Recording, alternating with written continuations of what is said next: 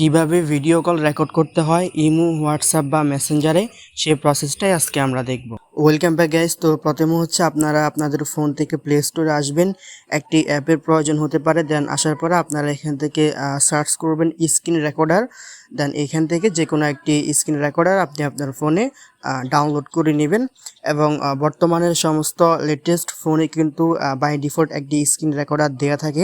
তো আপনার ফোনেও যদি স্ক্রিন রেকর্ডার এই অপশনটা থাকে তাহলে আপনাকে প্লে স্টোর থেকে আর কোনো অ্যাপ ডাউনলোড করতে হবে না। আপনার ফোনে যদি স্ক্রিন রেকর্ডার না থাকে তাহলে প্লে স্টোর থেকে একটি স্ক্রিন রেকর্ডার অ্যাপ আপনি ডাউনলোড করে নেবেন। আর যদি আপনার ফোনে অলরেডি স্ক্রিন রেকর্ড এই অপশনটা থাকে তাহলে এইখানে একটা ক্লিক দিবেন।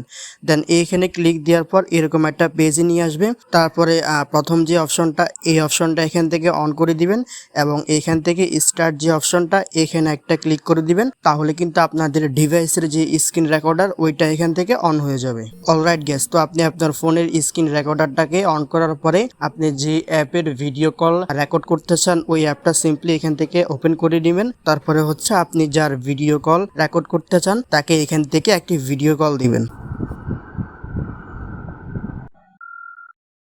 কি অবস্থা রাজু? কেমন আছো?